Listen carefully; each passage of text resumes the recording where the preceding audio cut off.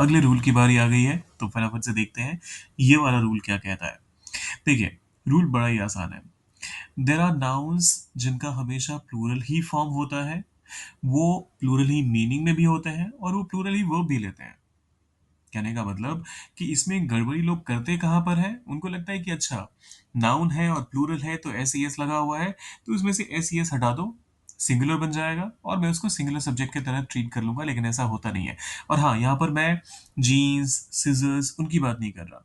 मैं बात कर रहा हूँ कुछ ऐसे नाउन्स की जो इनसे काफी अलग हैं। जैसे मान लीजिए, आप जब बात करते हैं अर्निंग्स की, वेजेस की, सेविंग्स की, सराउंडिंग्स की, तो इन सब को अगर आप मान लीजिए सेविंग कहते हैं, सेविंग्स को सेविंग कह देते हैं, और आपका सेंस वही है, पैसे जो आपके अकाउंट में पैसे बचे हुए हैं आप उसी की बात कर रहे हैं, तो उस केस में सेविंग अगर आपने इस्तेमाल कर लिया तो वो बिल्कुल गलत होगा। ये वर्ड फिर उसके लिए बिल्कुल अप्रोप्रिएट होगा ही नहीं। वेजेस के लिए आप वेज कह दें, मतलब ही नहीं बनता। प्रोसीड्स, किसी एक एक्टिविटी से, किसी एक इवेंट से जो अर्निंग होती है उसके लिए आप प्रोसीड्स का इस्तेमाल करते हैं। वहीं अगर आप इसे प्रोसीड कह देंगे तो कुछ और ही मतलब निकल कर आ जाएगा। तो हमेशा ये ध्यान रखिएगा कि ये जितने भी वर्ड्स यहाँ पर आपको दिख रहे हैं, ये हमेशा प्लूरल फॉर्म में ही होते हैं और इनके साथ हमेशा प्लूरल वर्ब का ही इस्तेमाल किया जाता है। एग्जाम्पल के लिए पहला स्टेटमेंट आता है, उसकी कमाई उसके खर्च से अधिक है। His earnings are more than his expenses. His earning is more than his expenses नहीं, his earnings are more than his expenses। तो earnings यहाँ पर होना चाहिए, earning नहीं, ये ध्यान दीजिएगा।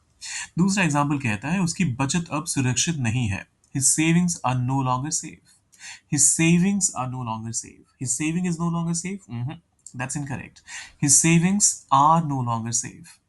तीसरा एग्जाम्पल कहता है, इस किताब की सामग्री रोचक है। The contents of this book are interesting. Contents, content नहीं।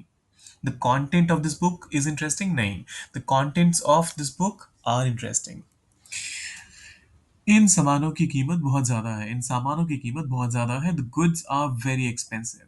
The goods are very expensive. The good is very expensive? Of course not, वो तो बहुत ही ज्यादा absurd साउंड भी करेगा। So the goods are very expensive. आपके उसके आसपास की परिस्थितियां कठिन हैं। His surroundings are difficult. His surroundings are difficult. कार्यक्रम की आय गरीब बच्चों के लिए है। The proceeds of the event are for poor children. The proceeds of the event are for poor children. और ये आखिरी वाला आपके लिए है, मजदूरों की मजदूरी बढ़ गई है। वेजेस की बात कर रहे हैं यहाँ पर, मजदूरी के लिए यहाँ पर वेजेस की बात होगी।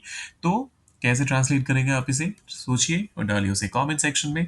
जाने से पहले सब्सक्राइब, लाइक और शेयर बेहद जरूरी है, करके जाइएगा। मिलते हैं जल्दी।